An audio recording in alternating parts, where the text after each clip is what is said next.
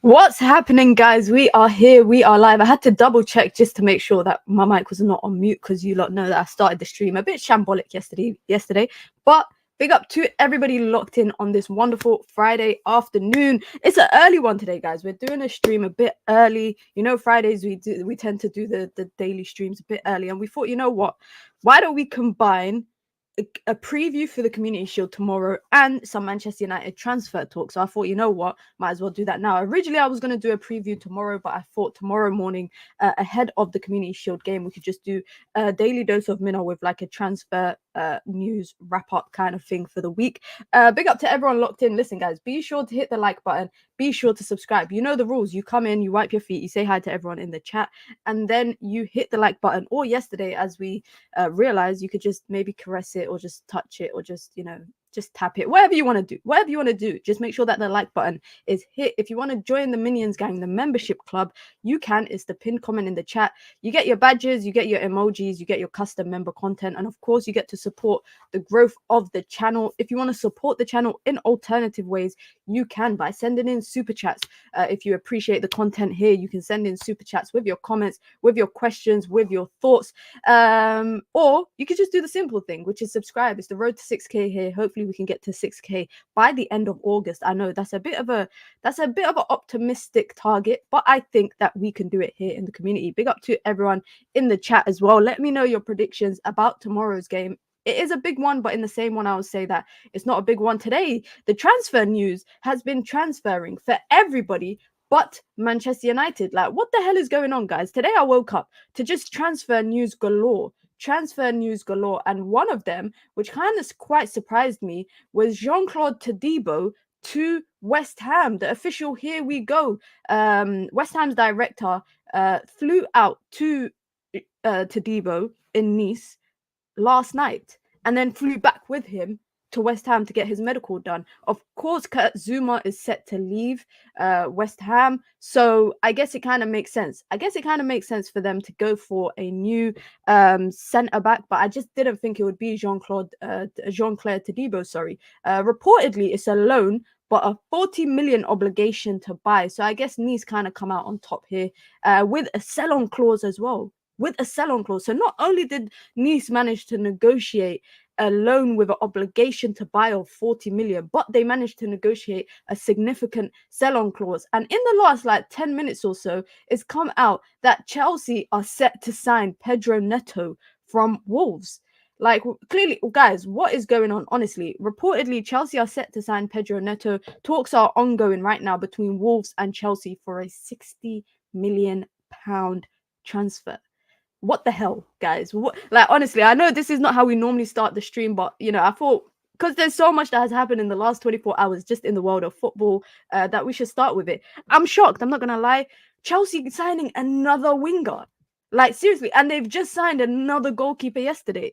Seriously, what are Chelsea going to do with all these players that they've signed in all these positions? It just doesn't make sense. Honestly, it doesn't make sense. I would love to talk to a Chelsea fan to kind of understand what it is that Todd Bowley and all of them guys are building.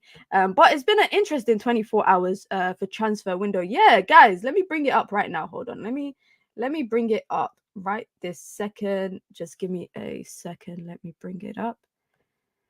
This is what we were originally planning to start with, but we'll get to that. We will get to this. Here we go. Here we go. Pedro Neto. Chelsea have reached an agreement with Pedro Neto's agent, Jorge Mendes, and no issues on salary. Club to club talks have begun with a deal, initial request of £60 million.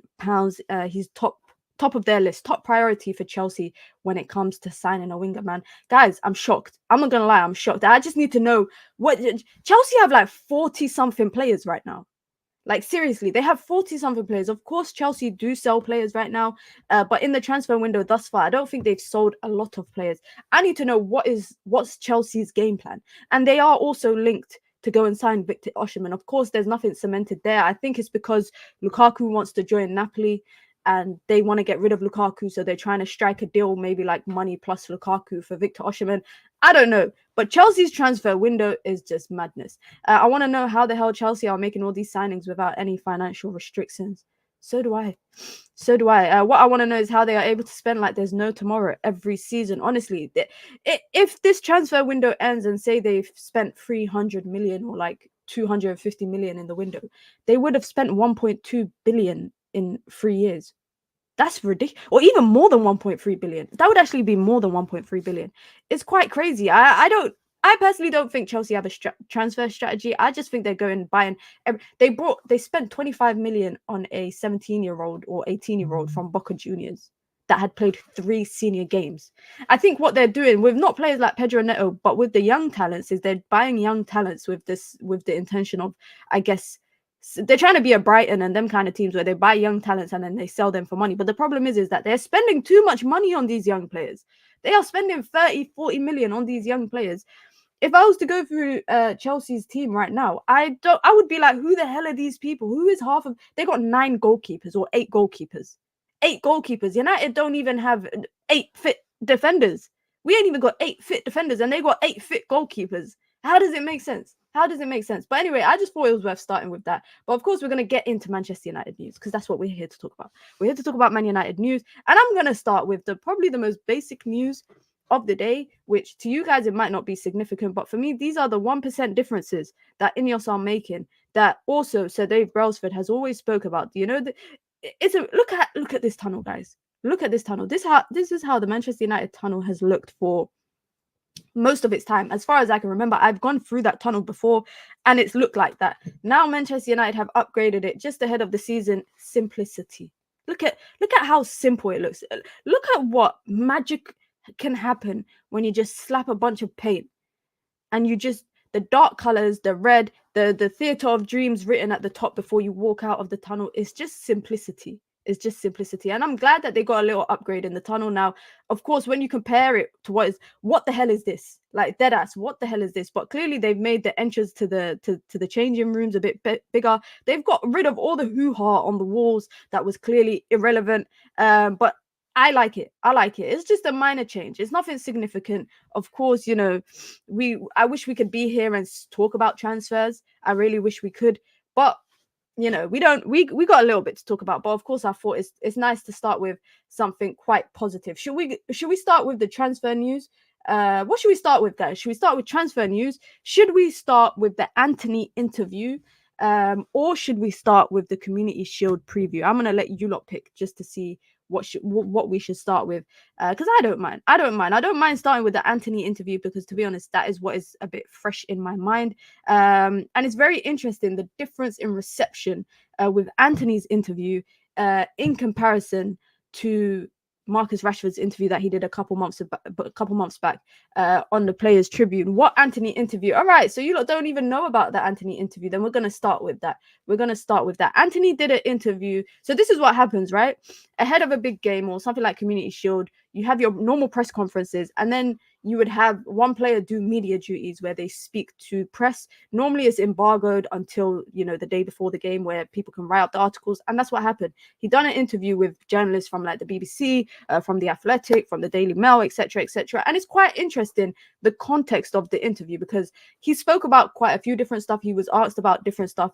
He spoke a hefty chunk of his childhood and where he grew up, where he was raised in the favelas in Brazil. I hope I pronounced it right.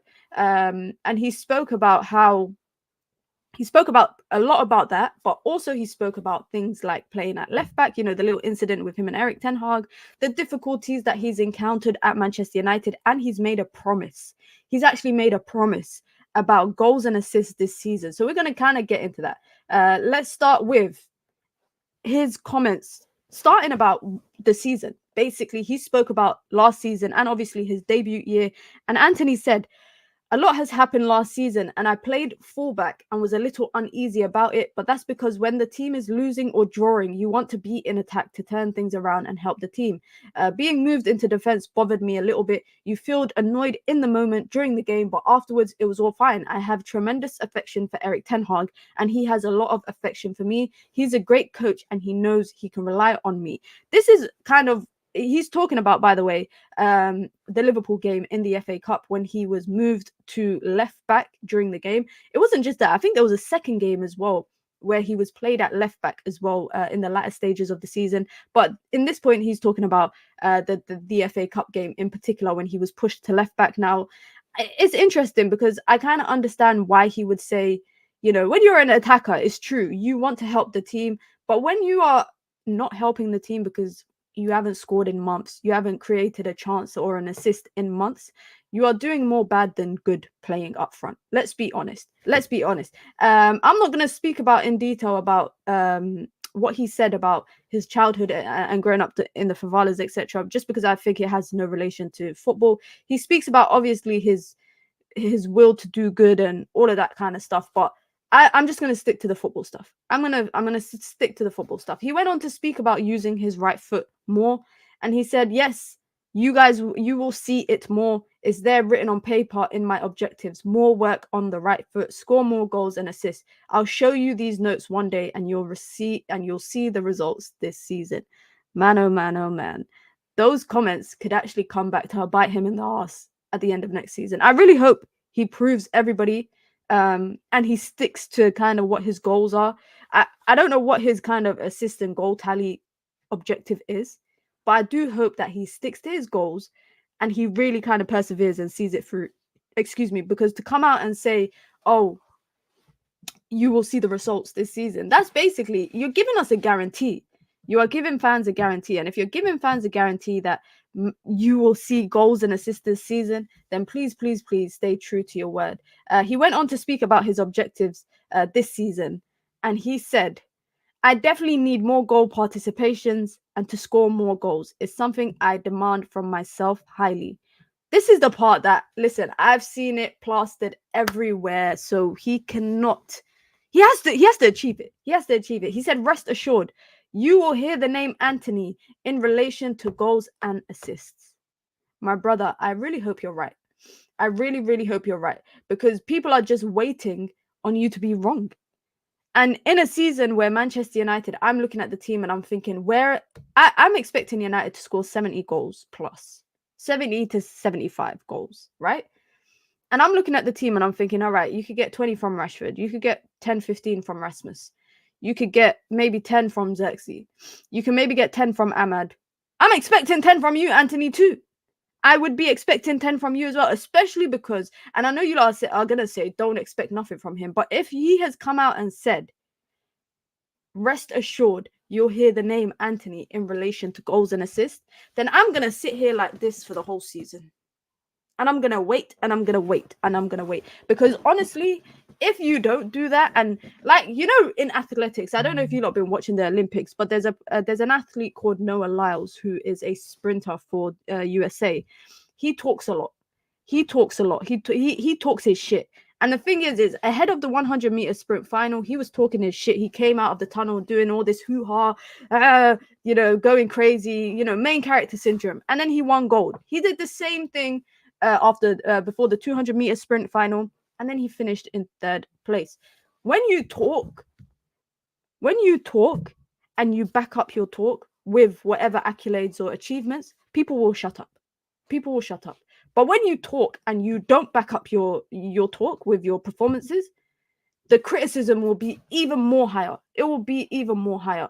So Antony, for me, coming out and it's interesting for me that Man United picked Antony to do the interview, the pre-game interview. Maybe they feel like he needs a bit better PR in the media, in the fan base. Maybe they thought it might resonate a lot what he says about his childhood and growing up and in the favelas, and he's saying things like I slept on the sofa growing up, I didn't have anything to eat, I didn't have football shoes. And I absolutely understand where he's coming from when he talks about that, but I do think Manchester United maybe felt like this would resonate with people, where they'll be like, you know what, this guy, he comes from tough upbringing, so let's be a little bit more easier on him.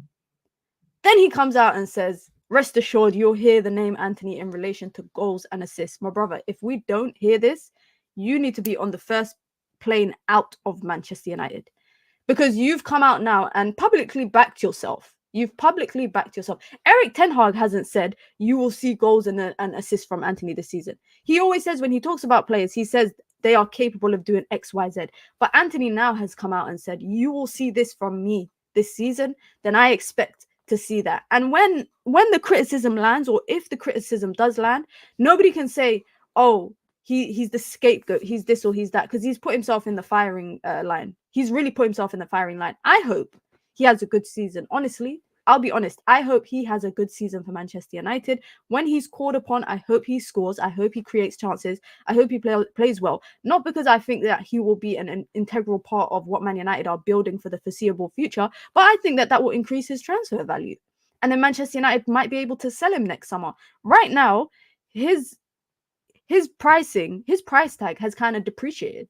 His price tag has really, really depreciated. I think that's why his contract is too big. He gets more money in a week than probably his entire family has seen in 5 years. Is the hunger still there? Listen, I don't see, when we talk about contracts at Man United, and I'm going to talk about pre-Ineos, yeah? I know why all these players wanted to come to United. Yes, Man United is a big club, but when United were bad, I know why people wanted to come. It's for the money. How he went from being on 25k a week to being on 200k a week. That's generational wealth for him. For someone who grew up in the manner that he did, that's generational wealth for him. He himself even said his family don't live in what's it called? His family don't live in the favelas anymore, and all of that kind of stuff. I have no issue with him talking about like his upbringing, because at the end of the day, everybody came from somewhere, guys. That's what we always have to understand. Behind these footballers is always a person. There is always a person behind these footballers, and we have to accept that they came from somewhere. What I have an issue with, or not what I have an issue with, or what I now will criticize, is if Manchester United don't sell him next season if he has a bad season. I joined the stream and Antony's pick is up. We're talking about his interview. We're talking about his interview, and of course, there's people out there in the world of media talking about, oh, it's a good interview. But when Marcus Rashford did an interview, everyone was slating him, calling it PR. When he was talking about growing up hungry, you know, when he was talking about growing up in a single parent household, taking 4 buses to go play for Manchester United's academy, people were accusing Marcus Rashford of doing PR. But then when Antony does it, it's, oh my God, poor Antony.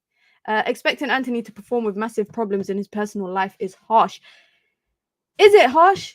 Should we expect players to have a divide between personal life and their job? I think Me personally, like I said, Antony has now come out and publicly backed himself. Eric Ten Hag never said it.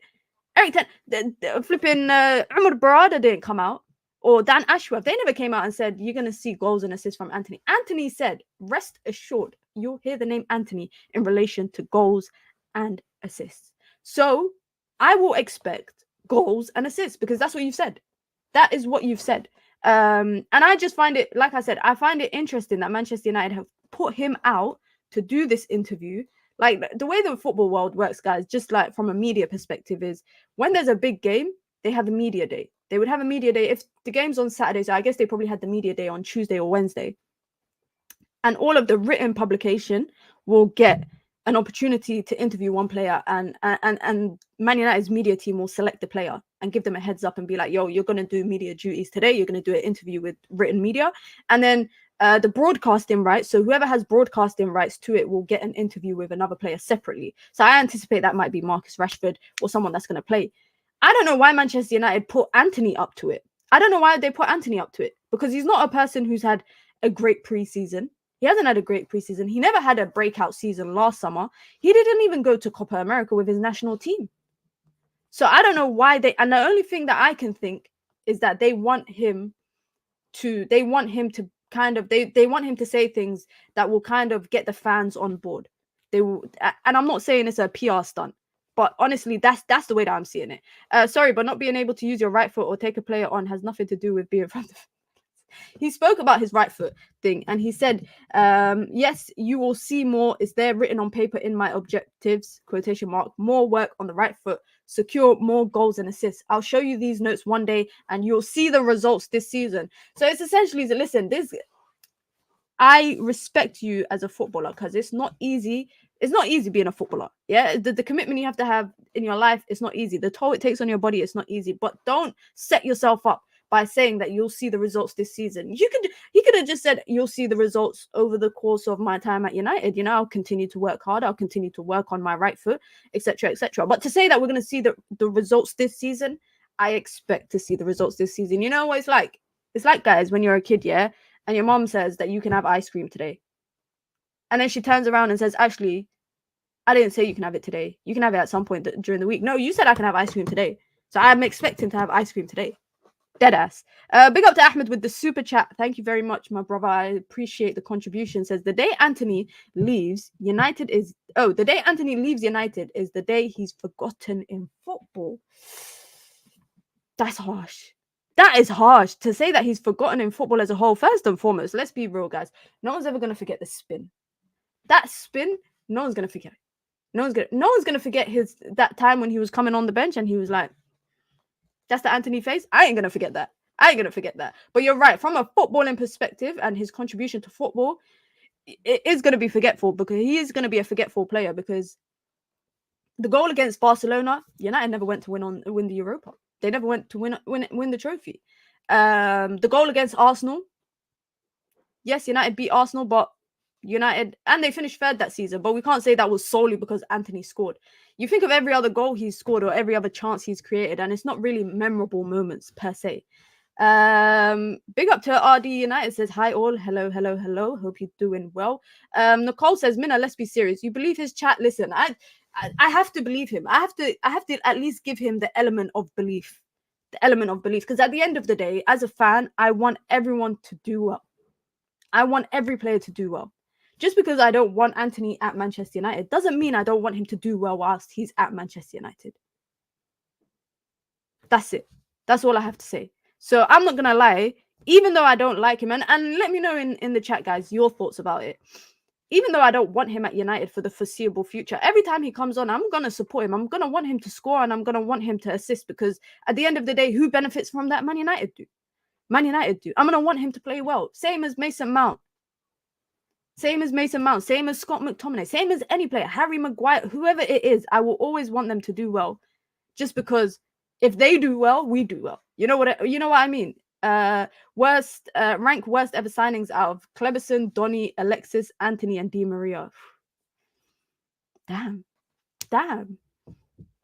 I I will say Di Maria, and the only reason why I will say Di Maria, guys, is because Di Maria hates Man United. Like, he hates Man United. Apparently, when he went to PSG, they couldn't even, like, people that he was friends with in the team, etc., if they were watching football, whatever, they couldn't watch Man United because he hated Manchester United. Apparently, he doesn't even watch Man United till this day because he hates Man United so much. So if you've got that much hate for the club, I'm sorry, you have to be the worst.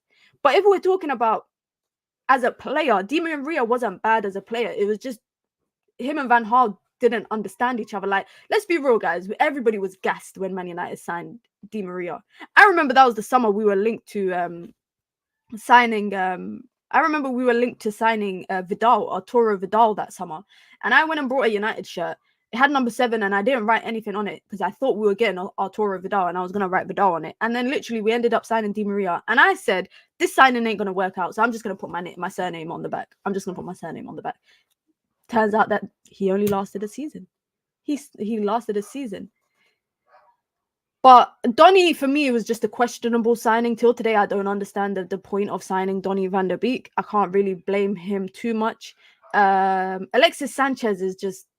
that was just a weird signing. Even Falcao. I don't know if you lot remember Falcao, but I had high hopes for Falcao. Antony is worse than Di Maria. At least we got the majority of the money back for Di Maria. What we getting for Antony? That's true. But are we talking about value for money?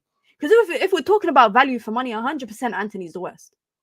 But if we're talking about all the other aspects, such as a player, blah blah blah blah blah, contributions to the team, la di da di da di da, then I think it's arguable. I think it's debatable. Di Maria was arguably the best left winger in the world when we signed him. His spell with us was just average. I always think, like, Di Maria, imagine he came when Jose was the manager. Imagine that. How would it have... I always think, how would it have worked out? Is very interesting. Falcao 1 year after a serious injury, just bad timing. That's true. That's true. Ahmed Deshad has been a member for 3 months. Big up. Says my ranking is Antony. I think the way in which Sho hates Amrabat, I think, is the same way in which Ahmed hates Antony. I think the way in which I think his pyramid scheme hates Mason Mount. All of you lot, everyone clearly has one player that they very much dislike at the club. Di Maria was the only one to succeed post Man United. That's an interesting point. That is an interesting point. Di Maria is probably the only player that joined Manchester United in the last 10 years that hasn't gone on to have a crap career. Where did Schneiderlin go? Don't know. I mean, Smalling, he won Conference League with Roma. So that is arguable. But I'm thinking of all the people that have gone. Pogba left United and then his life went downhill. Who else? I'm just trying to think of all the people that United signed. Alexis Sanchez also, I think he won Serie A with Inter, and then got to a champs final as well. Daley Blind left, and then he went on to win stuff with Ajax, went back to where he came from. Even the what's that guy, the Italian Darmian went to Inter and won a few stuff, so that isn't too bad. There are quite a lot of players, I would say, that have Ashley Young, anyone who basically went to Inter Milan went on to win some stuff. Let's talk transfers, guys. Let's talk about transfers. Let's get Antony off the screen and we bring Jadon Sancho on. Just a little update on Jadon Sancho. Reportedly, PSG have started direct discussions with Manchester United for Jadon Sancho. Talks are advanced to the stage of pricing for a potential deal.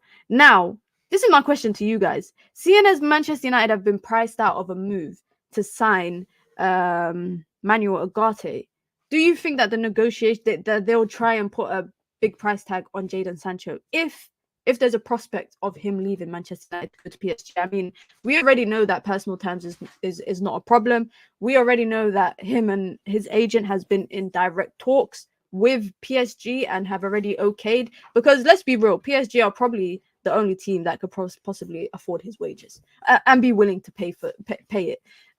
So that, number one. Number two, with the prospect of signing or selling Jadon Sancho, do you think that Manchester United would look to do a swap deal for Manuel Ugarte, or maybe a swap deal plus 10 million on top, because Man United reportedly want 40 million for Jadon Sancho. They've kind of already priced out a move for Scott McTominay. That's kind of already an issue. And Aaron Wan-Bissaka doesn't look like it's kind of that. I don't think that deal is going anywhere anytime soon either. Swap deal works for me. 40 plus 5 add-ons. 45. That's not bad. We'll put an unrealistic price tag on Sancho. PSG will say no, then fans will complain that no one buys our players. Rinse and repeat. Do you think 50? I think 40 million, the price tag that they do want. I don't think that's unreasonable, because the only other clubs that were interested in Jadon Sancho, Juve were not going to pay 40 million. Dortmund were not going to pay 40 million. That is it. That is literally it. There is no one else. There is no other team that's been interested in. And you have to look at, can I say, Manchester United's players this summer that they're trying to sell, and just look at the sheer number or lack of teams that are interested in these players. Nobody wanted Casemiro, which is probably the biggest problem for Man United from a cash flow perspective. I think they were counting on selling Casemiro this summer. It's only Fulham that have come in for a bid with Scott McTominay. It's only West Ham that have come in for a bid for Aaron Wan-Bissaka. No one has come in for a bid for Jadon Sancho. No one has come in for a bid for Antony, Victor Lindelof, Harry Maguire, all these other players that Manchester United reportedly were willing to listen to offers for. Nobody's coming in to make an offer. So I think that is probably the biggest red flag of the transfer window. We could talk about the players that Man United have sold. Mason Greenwood was always leaving. There was always going to be a sheer number of players, a sheer number of clubs interested in Mason Greenwood because of his loan spell that he had at Getafe. So Man United were going to get him out of the door. Donny van der Beek, I don't count that as a sell, because 500k, are you taking the piss for a senior player? Are you having a flipping laugh? Man United sold Zidane Iqbal for more. They sold Ethan Laird for more. That is 500k is a joke. It's actually a joke. Willy Camboala for me was the transfer that kind of shocked me, because I didn't see him leaving, but also big respect for him because he knew he would be 5th or 6th in the pecking order. He's a young player that wants to play. I respect him. 10 million.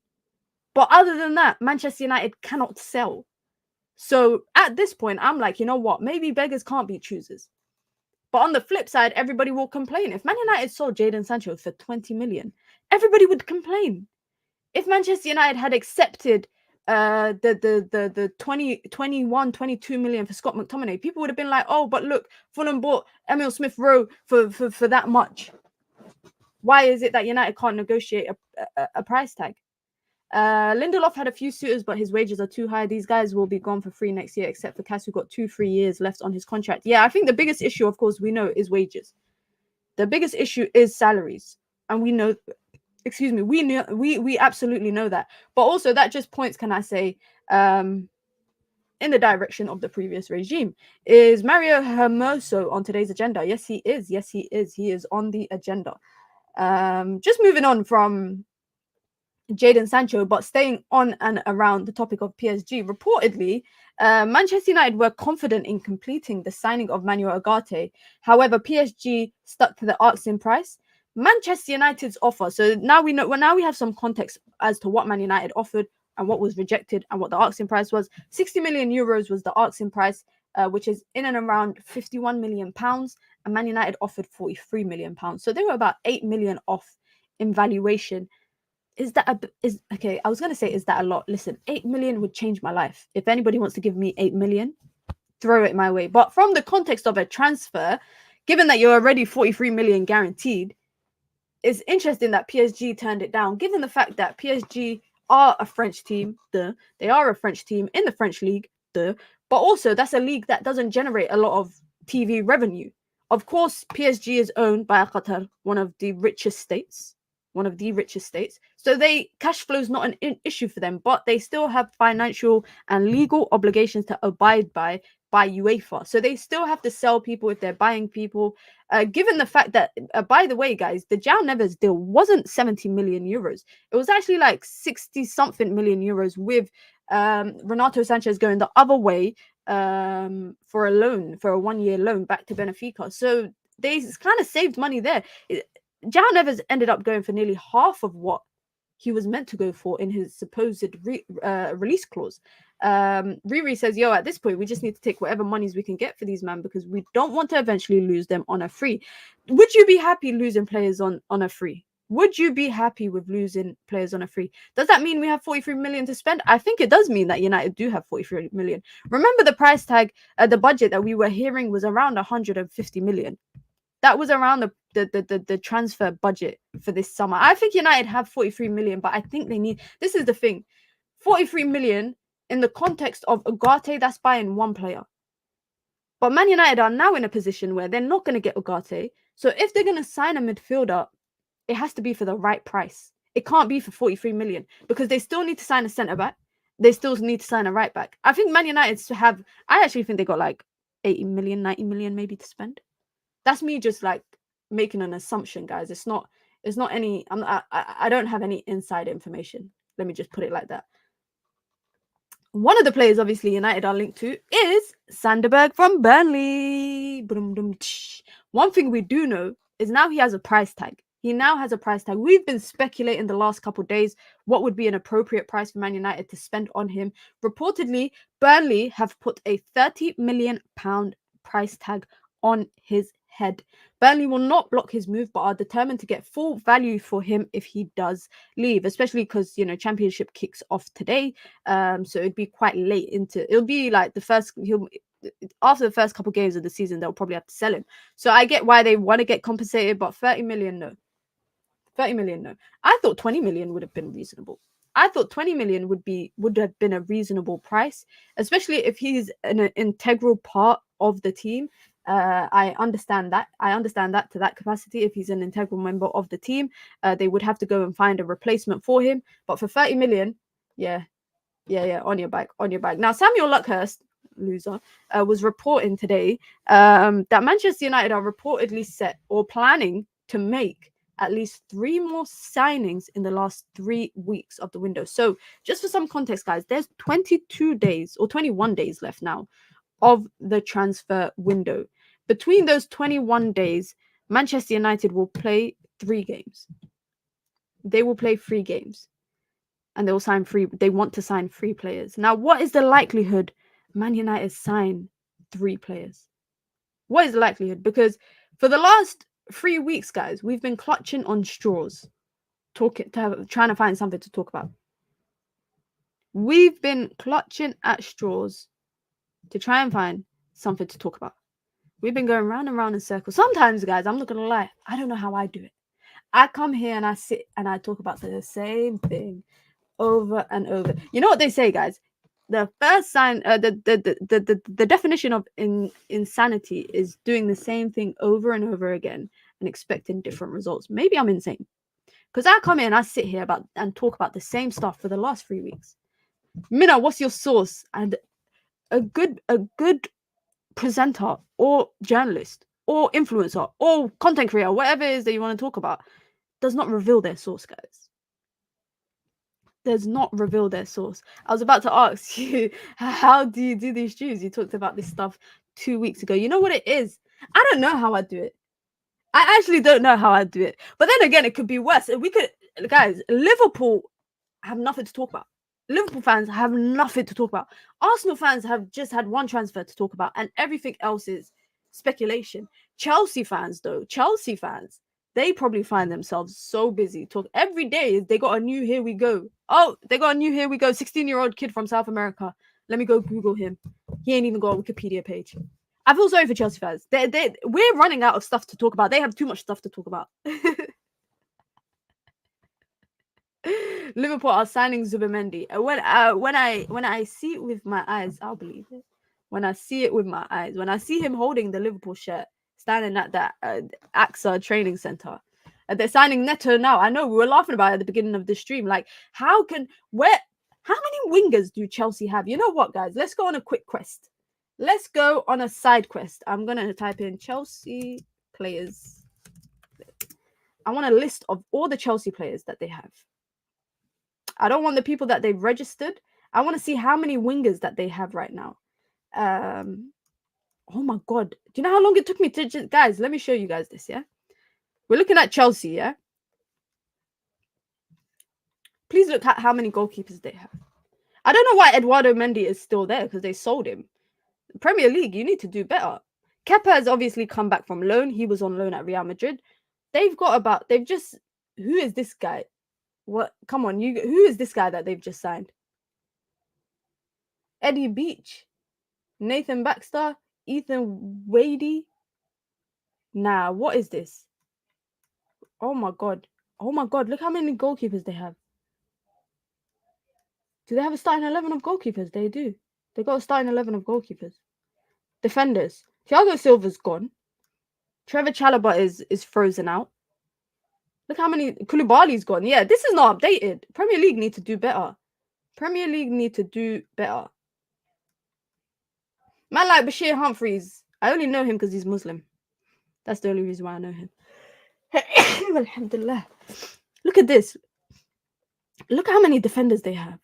Ian Matson is gone. Premier League need to update. Nah, Premier League, honestly, how can you be called PremierLeague.com and you haven't even updated the teams, even though it says 2024-25? That's poor. That's poor. I can't continue to show that, guys. Let's go to Wikipedia. Wikipedia might be better. No, Wikipedia is not any better. Let's go to Chelsea's website.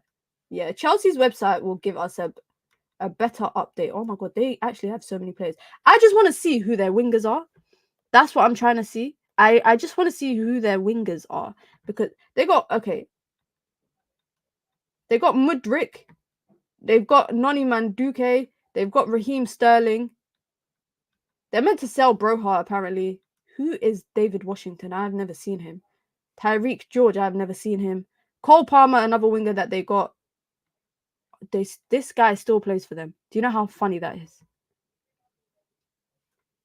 Do you know how funny that is? He is, oh my god. Let's see.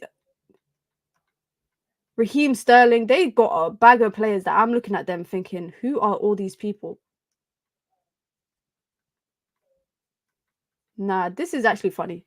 The thing is, transfer market's better. Okay, let me look at transfer market. All right, okay, all right. We got a squad. All right, I think I got it. Do I have it? Yes. We got it. I'm just, guys, if you've just joined the stream, we've just ended up on a little side quest just because the news of Pedro Neto joining Chelsea, and we're just trying to see how many players they got. I'm trying to see how many players they got. All right, so these are all their goalkeepers. Robert Sanchez. I can't even pronounce his name. I'm not going to even attempt to because you are going to take the piss. Sorry, Petrovic, Ariza Balaga, Bettinelli. When did they sign him? Bergstrom. That's how many? That is 8 goalkeepers that they've got. 7 goalkeepers, and they're just signing another one as well. Let's go to look at them. They're hoarding centre backs as well. Look how many centre backs they have. Levi Colwill, Disasi, Badashili, Fofana, Adarabioyo, Chalobah, who obviously they're trying to get out of the door, Bashir Humphreys, and then they've got some left backs. They got some right backs as well. DMs, look how many DMs. They got 4 DMs. United wish they had 4 DMs. United could also always wish. Let's look at the wingers. Cole Palmer, Amari Kellyman. Where have all these players come from? Raheem Sterling, Diogo Moriera. Say Leslie's name. Where is he? Leslie Ugochukwu. Yeah, I think I said that right. I struggle to pronounce any names that have like things like, where is it? Like these kind of stuff, or like apostrophes and that. So European names. I don't struggle with African names, just the FYI. Chelsea's interesting. Listen, let's get back to talking about Manchester United. We got a bit sidetracked. Let's get back to talking about Manchester United. So, as reported by Samuel Lockhurst, Man United are expected to make at least 3 more signings in the window. What is the likelihood that United sign 1, 2, or 3, or 4? What is the likelihood United sign any of these players on this visual right here? I don't think it would be that unlikely.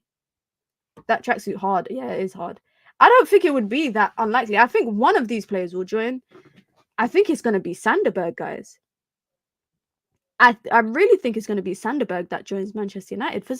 I just have a big feeling. I have a big feeling that out of all the midfielders that United are linked to, that it'll be Sanderberg. I think they'll try and negotiate that 30 million price tag. I think if they can get it down to 20, if they can get it down to 20 million, then that will be a good price. I think that would be a good price. But quickly, let's talk about tomorrow's game, the big one. Is it a big one? Let me know if any of you lot are going to the game, guys. Let me know. Any of you lot in the chat going to the game, let me know. But let's talk about it. Let's talk about it because, of course, one positive. Is it a positive? I don't know. But one positive is that Pep Guardiola has come out and said that none of the England or Spain players have reported, for training yet. So that means there's no Rodri. There's no Rodri. Now, of course, it's Community Shield, aka charity. What did it used to be called? The Charity Shield. It was literally used to be called the Charity Shield. To me, it's not a trophy. It's not. I wouldn't say it's a trophy. I wouldn't say it's, but it is a competitive game. It is.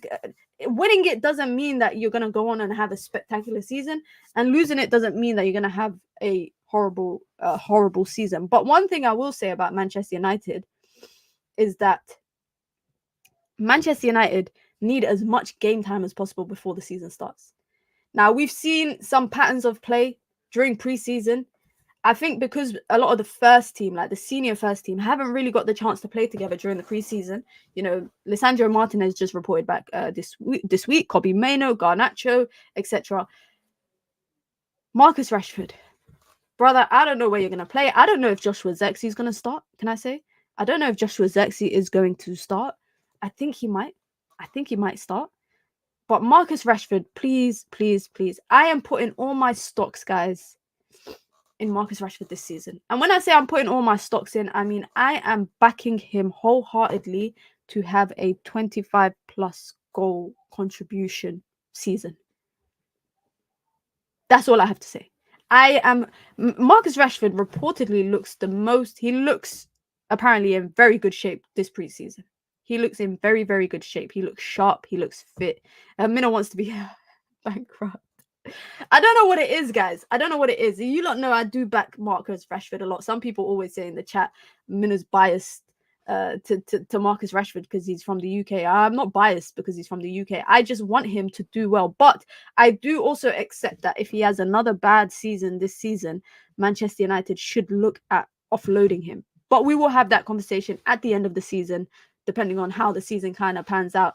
Minna, if that happens, I will give you £100 super chat. Somebody please take a screenshot of this. Someone take a screenshot of this so we can hold Nadir accountable. If Marcus Rashford has a 25-plus goal contribution season, I wouldn't even say 25-plus goals. I'm saying 25-plus goal contribution. That's it. That's it. Someone screenshot this, and I'm going to come back and actually screenshot it after the stream myself. And we'll revisit this, inshallah, God willing, at the end of the season. Minna has fallen for the Rashford PR. What a shame. I haven't fallen for the Rashford PR. I just think there's a player in there. And I've said it all the time. There is a player in there. And also, can I say, 25 goals, say no more. 25 goals from Marcus Rashford this season. Nadir will send £100 super chat. I haven't fallen for Marcus Rashford PR, can I say. I just think there's a player in there, and none of you guys can say to me that you don't agree. Maybe the patience is wearing off for a lot of people. I'm giving him this season. Like this season, there's a lot of people, by the way, I've got my stocks in this season, guys. There's a lot of people. There's some people I back already, and you lot know, people like Ahmad, etc. I back Ahmad, but there's players that I've put stocks in this season that have not had good seasons, but I think that they could have a good season. And I think Marcus Rashford is going to be a good one. If Marcus Rashford can hit the ground running this season, can find some form, whether it's in front of goals, whether it's creating chances, or just being involved in attack and build up, Man United's front line will be able to flourish. A Man United front line will flourish if Marcus Rashford flourishes. And I'm not saying that he's the focal point of the front line, but we've seen it. When Marcus Rashford's not doing well, he becomes a hindrance to the team. And I don't want that. I don't want that. You look at the left-hand side, really and truly, guys.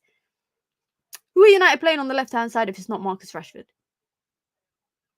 Who are United playing on the left-hand side if it's not Marcus Rashford? Joshua Zexi is yet to play a game for United. So I know where kind of he might fit. I think it's more so in the front line, maybe like as a 9.5, as he likes to call himself, the 9.5. But who is United playing on the left? MU Short says, if Rashford gets 30 goals plus 10 assists, 200 super chat screenshot this. £200 super chat. Someone clip this for me as well. Someone clip this for me. Just take a little screenshot because we're gonna revisit all of these stuff at the end of next season. So you lot get your super chats ready. I'm gonna go on holiday with all the super chats that you lot send. But big up with the guys. Listen, be sure to hit the like button. Be sure to subscribe. Sometimes when I get carried away with the stream, I forget to kind of plug that. Make sure you lot hit the like button and make sure you lot subscribe as well. If you want to support the channel, you can by joining the Minions gang. It's the pinned comment in the chat. You get your badges, you get your emojis, you get your custom member content as well, and of course you get to support the growth of the channel. Garnacho is not starting over Marcus Rashford on the left hand side. He's not starting over Mark. Garnacho for me, I think, will be in a battle for the right hand side. I think Man United, because of his ability to play on both feet, I think United will look to kind of get the best out of him on the right-hand side. Another player that Manchester United should be looking for this season for me is Amad Diallo. If Rashford gets a 25 plus goal assist, I'll do £100 super chat. Another screenshot, please, guys. Another one. Where's that? I need the DJ Khaled sound. Another one.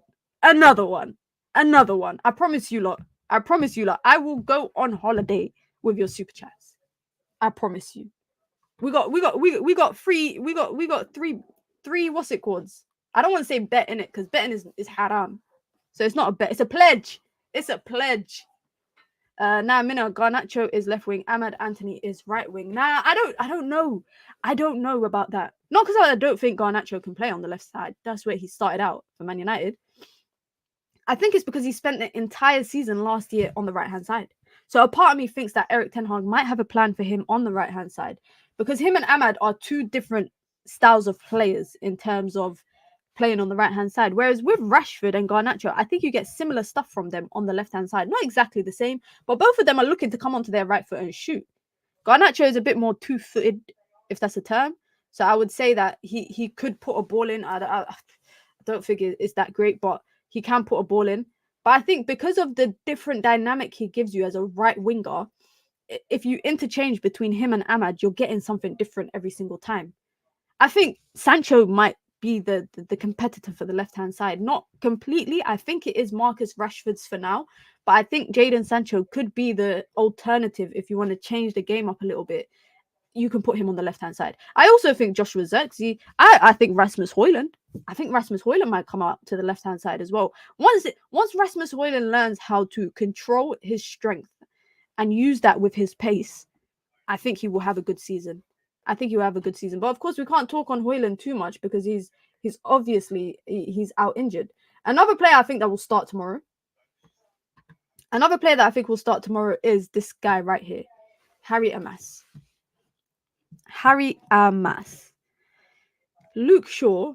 I saw a tweet and I didn't know if it was true or not. So take this with a pinch of salt. But I saw a tweet that said that Luke Shaw has missed 276 games across his 10-year plus career at Manchester United.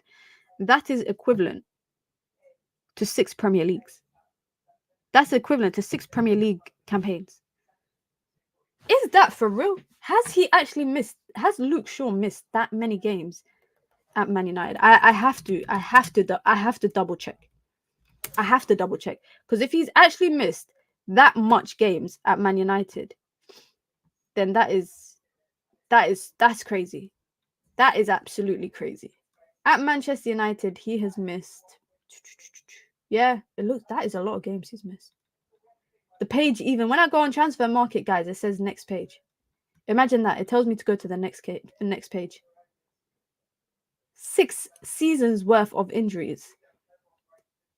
Manchester United have to go out and get a left back. By the way, he's got 2 years left on his contract. His contract expires in 2027.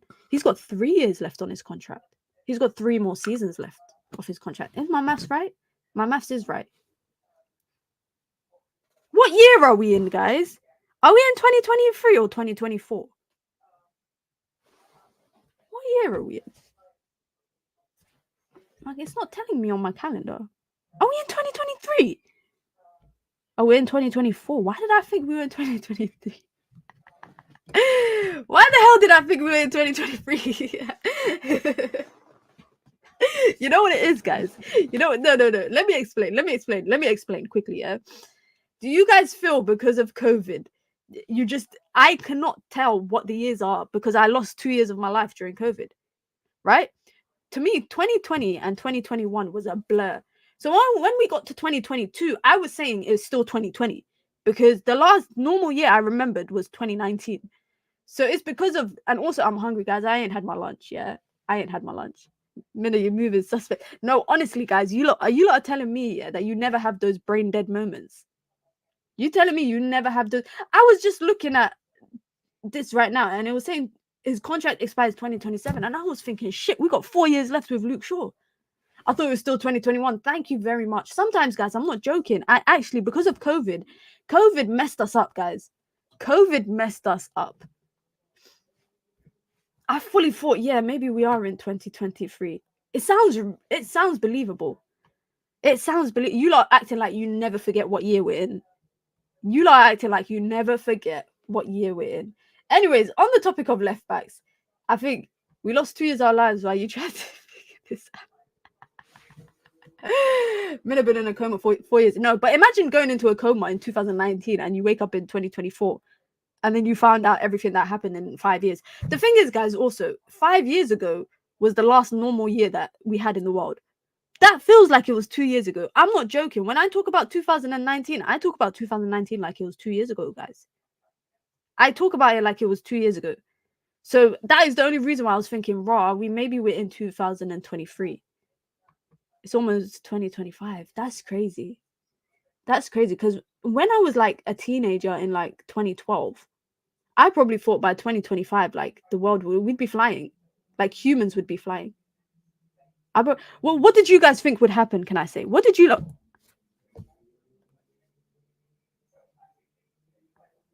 We're closer to 2030 than we are to 2017, bro. What the hell? It's like when people talk about the 90s, and to me, the 90s were 20 years ago. It's not that long ago. But we're closer to the 40s than we are the 90s. Yo, this is crazy when you put it like this. We're closer to 2030 than we are 2017. I remember 2017 like it was yesterday. I remember it like it was yesterday. If a United fan went into a coma in 2019 and woke up in 2024, you tell them Maguire and Lindelof are still here, they'd be in a coma again. I thought we'd get flying cars in 2020. Facts. I thought, you know, like in that Busted song, the year 3000. I thought, forget the year 3000. I thought by 2020 I thought humans would be flying. Now humans, we have to be worried about robots taking our jobs because of AI and all of that kind of stuff. I really thought we'd be flying. Honestly, I thought we'd be all hoverboarding. Facts. The cartoons really misled us. Misled us. Welcome to nostalgia. It's crazy, man. I knew I was old, guys, when I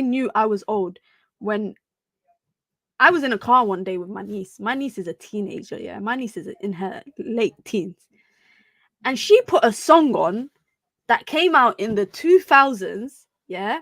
And she said, oh my God, this is such a throwback. And I said, what do you mean a throwback? I said, I was listening to this music when I was like your age. How can you say that this is such a throwback? She goes, oh, my parents used to listen to this when they were like so young.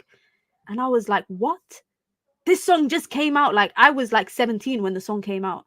Literally is when she was born. It was crazy. It's crazy. But yeah, let's get back to the topic. Before I end up going down we end up going down a whirlwind of topics. Let's do a formation, guys. Let's make our starting 11. By the way, Minna, I watched the Carabao Cup final again. You were so right about Fred. Casemiro is missing him. I'm missing him too as well, man. Fred. I love anyone that wears number 17 for United, guys. Let's do this anyway. Let's get into this. Let's get into building our starting lineup. Of course, in goal, I think is inevitably gonna be Onana. We got 3 fit defenders. We have 3 fit defenders, and we got 4 players to play in the back line. What the hell are we gonna do, guys? What the hell are we gonna do? We got Luke. We got Lisandro Martinez fit, Johnny Evans fit, and Diogo Dalot fit. Is Eric Ten Hag really gonna start Harry Amas? Eric Ten Hag, whenever he spoke about him, by the way, in the press conferences, when he spoke about Harry Amas, it did sound like he's not fully 100% ready to give him a starting role in the team, or even some sort of involvement. If you don't remember, every time that Eric Ten Hag during preseason spoke about Harry Amas, he always said, "Oh, he's a good kid, he's talented, he's this, he's that," but he's not at the level that Kobe was last season to bring him into the team. So a part of me really thinks Eric Ten Hag might stick to it and not play Harry Amas, despite the fact that he's the only left back that Man United have. We ain't even got Amrabat. We don't even have. It could be an Antony. You lot are laughing, but it could be an Antony at left back. It really could be Antony left back. Like, I'm scared. I'm really scared. Sam Murray, he played good. He played good as well during preseason with the limited opportunities that he got. All right, let's start with the easy one, innit? We know it'll be Leacher. We know it'll be Leacher here, and it'll probably be Evans here, and we know it'll be Dalot, right? It might be Antony, guys. But I think Harry Amas, a part of me thinks Harry Amas, yeah, here you go. Amas has earned the right to play tomorrow. I agree. I think Harry Amas has earned it. I think in preseason he's done well. Why are you pointing out that looks like is United's, what's it called? It's all red, isn't it? It's actually all red. That's not even red, that's orange. I'm so colorblind. There you go. If Antony looks good at left back, should he play there for the rest of the season? Nah, I don't think he should. Is Aaron Wan-Bissaka injured? Apparently he's a question mark. Apparently he is a question mark for the game. Same as Maguire and Lindelof, and obviously Luke Shaw. Now, I've kind of given up with the expectation that Luke Shaw will play. I don't think Luke Shaw will play. Given the fact that he literally went through hell just to be fit for England for the Euros. He missed 60%, 70% of the Euros, and then had to take injections non-stop. I don't think he'll be ready, and I don't think Eric Ten Hag and United will probably risk him for a Community Shield.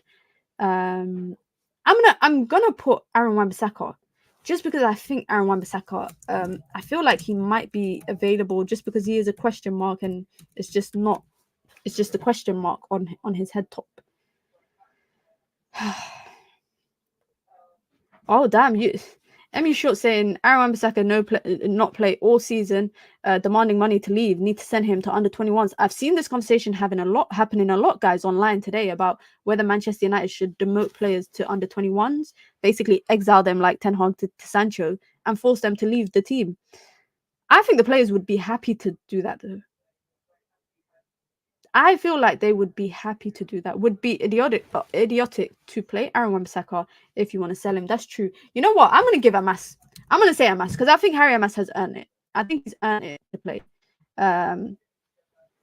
Demanding 7 million. Where has this 7 million price tag come out of? Is it his bonus? I know that 2 million of it is the difference between what West Ham are willing to pay him versus what United pay him currently. So contractually, Manchester United should pay the difference unless the team can afford to pay him his full salary. But if you're telling me he got a 5 million bonus just to sign on an extension, damn, I wish I was. Guys, don't you guys wish you were a footballer? When I see what these women's footballers don't make that much money, I think the highest paid women's footballer earns like 600k a year, and some people be earning that twice a week. I think it is a loyalty bonus. I think it is a loyalty bonus, which I think they get a bonus when they get their 1-year extension triggered. Red Scare Claire says, guys, you can't give players 10 times their former club's pay and send them to the reserve. Is that Marta's salary? No, I think it's I think Marta might be the highest paid, but I'm talking about Sam Kerr. Sam Kerr is one of the highest paid women footballers. She's on like 500k in the year.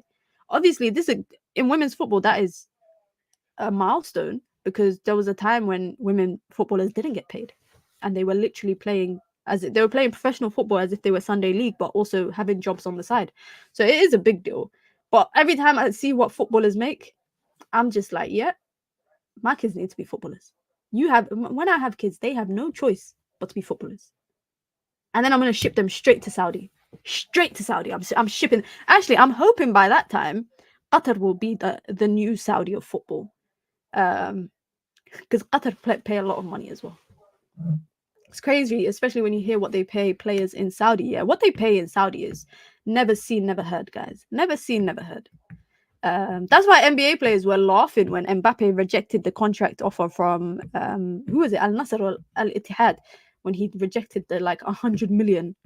NBA players make 150 million in like 4 years or 5 years if they get a max contract. You know, some bigger teams get a lot more. Bigger teams, you know, some players can be on like 250 million for like a 5-year max contract in the NBA. Some footballers will make that for like that in Saudi. The Saudi players don't get paid much in Saudi. It's the foreign players that get paid well in Saudi. That's true. I know quite a few people that play ball in Saudi and they are nationals there. But the thing is that's a lot of money to the living there for them, you know, because they were born and raised there or they grew up there. So for them, it's a lot of money. Like, and by the way, guys, when we say that the Saudi players don't get paid a lot in Saudi, they get paid a lot to play for their national team. If they get to the Saudi national team, they get accommodation sorted out, they get cars, etc. And they're on like 50-60k a week, no tax. That's not a lot here in the UK, but in Saudi, that's a lot of money, guys. If you're telling me you're making 250k a month with no tax, I'll retire my entire family. I would retire my entire family. No one ever has to work a day in their life. But let's get back to football, guys, because we keep getting distracted. Midfield options. Would you go with a Collier and Kobe midfield, an academy midfield? Would you go with Mason Mount and Casemiro, given the fact that Kobe Mainoo has not played? Mason Mount has. Would we go with Kobe? Who we going with in the midfield? For me, the no-brainer is Casemiro and Mainoo. But for me, players like Kobe Mainoo, players like Martinez, players like Garnacho, this is their pre-season. This is their opportunity to get match ready and match fit. So I would say a midfield of Casemiro and Mount. And I'm not saying bench. Kobe Mainoo. I'm just conscious of if he does play, he can't play the full 90. Same as Leacher. I don't expect Leacher to play the full 90. The only thing is with Leacher is there's no one else to bring on. Collier and Mount / Cass. Ed says, I think it'll be Mount and Cass. Nadir says, nah, Mount has to play there. Big expectation in my eyes for Mount this year. Facts. Collier and Cass to start. Would be silly to start Kobe. Let him come on for the last 20. I agree. Big up to Riri as well in the chat. All right, we'll go Casemiro and Mount. I think maybe Collier and Kobe can come on. Maybe they might come on after. In the 10, who would you go? Would you come and just dash Bruno back into it? Would you just dash Bruno? I'll put the easiest one out of it. I'll put Ahmad front. I actually think Xerxes will play. I think Xerxes might play. MU Short says, Mainoo, Bruno, and Xerxes Garner are going to come on last 25 minutes. That's solid. That's solid. Maybe actually Eric Ten Hag has alluded to the idea of Sancho as a false 9. You know what I think? You lot are going to hate me. You lot are really going to hate me. But I think it might be McTominay as a false 9. I think it might be Sancho in the 10. Or it might be Sancho as false 9 and McTominay in the 10, and they're going to alternate. And then Marcus Rashford, I think, on the left. I think Rashford is guaranteed. To be on the left. But let's try decide false 9 and the 10. I don't think Bruno will play. And guys, by the way, this is not me saying this is what the starting 11 should be. I'm just trying to think what is the starting 11 that we'll see tomorrow. That's what I'm trying to think. Scott is def in the 10, 100%. If it's McTominay, delete club. If Xerxes plays, then Bruno needs to play 10. I agree. I think anyone that's reported back this week or late last week to Carrington, I don't think they're going to play. Apparently, Xerxes only had his first full training session with the entire squad earlier this week. So that's interesting. I think it's going to be between Sancho. I think it's going to be Sancho in the 10 and McTominay false 9, or McTominay in the 10 and Sancho false 9. I'm gonna go Sancho as false nine. The only reason why I think it'll be Sancho as false nine is because Eric Ten Hag has alluded a lot to it. He's kind of alluded a lot to it in his presses, and he's been asked a lot about playing Sancho in the false nine. So inevitably, I think that's what's gonna happen, and I think McTominay will start in the 10. That's not me saying he's better than Bruno, guys. Disclaimer. Just a disclaimer. That's not me saying he's better than Bruno. That's just me suggesting that Bruno might not play or he might not start. I think they'll all be like halftime subs. Anyone that's reported back late because of the international games, I think that they will just be part of the team late. What do you think the score is going to be? What do you guys think the score will be tomorrow? I think it's going to be a lethargic game. I think it's going to be a slow game. I think it's going to be... I don't think it's going to be... I don't think it's going to be okay, apparently Eric Ten Hag, Pep Guardiola, sorry, I keep getting bold people mixed up. Reportedly, Pep Guardiola says Rodri, Kyle Walker, John Stones, Phil Foden will not play tomorrow against Manchester United. Like I said earlier, they are out because they've reported back late. So just for that reason, they haven't reported back to training, unlike United players that have reported to training already. I think it's going to be a dead game, like a 1-0. I think it's going to be a dead game. Yeah, 1-0 here. 3-0 City. Come on now. One thing I will say is United can create chances, guys. It's just the defending that's shaky. But equally so, this is half of Man City's team didn't even go on pre-season. Like a lot of the players that they took was players from their City group, from all the other teams that that's part of the City group. That is a lot of the players that they took to pre-season. I think people like Doku, yes, Jack Grealish will be available. Haaland will be available. Will Kevin De Bruyne? I think Kevin De Bruyne will be available. He should be. So I think a lot of those people will be available, but anyone from England and Spain won't be. I think United can win. I think United can win. I think it could be like a 1-0 or 2-1. I'm just worried about that back line just because of the uncertainty surrounding it. I think if any one of Wan-Bissaka, Maguire, Lindelof play or Luke Shaw, they're not going to be 100% fit. They will not be 100% fit. Ten Hag speaking about Joshua Zirkzee says, I think he can feature versus Man City. He's really hungry to do this because he's looking forward and he is also very excited to be coming into the Premier League. I mean, he didn't really play at the Euros, so obviously he could be available to play. And if he plays tomorrow, I think Sancho should be in the 10. If it's Zirkzee playing up top, I think Sancho in the 10. And let that front line cook. You know what? I'm going to change that right now. I'm changing that right now. Zirkzee up top, Sancho or Ahmad in the 10, but I think maybe Sancho in the 10. And you know what? I think United could get a result. The most important thing tomorrow, go out and have fun, lads. I'm joking, though. The most important thing is to go out tomorrow, see a style of play, see a way of playing under Eric Ten Hag, because that is what everyone has been speaking about the last 12 months, right? Speaking about last season, the biggest question marks were around the style of play under the manager.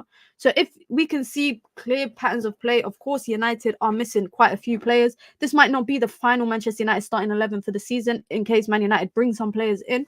But I just think it should be a good day out at Wembley. And like I said, if any of you lot are going to the game, let me know.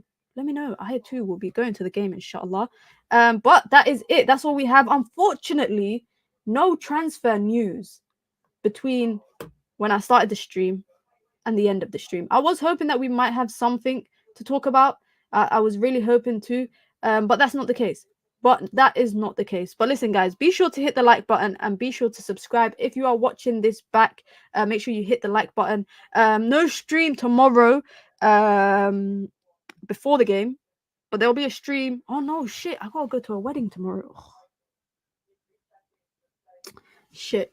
I thought I might be able to squeeze in a stream between game and the wedding. But my friend's going to be so mad if I'm late to his wedding. Oh.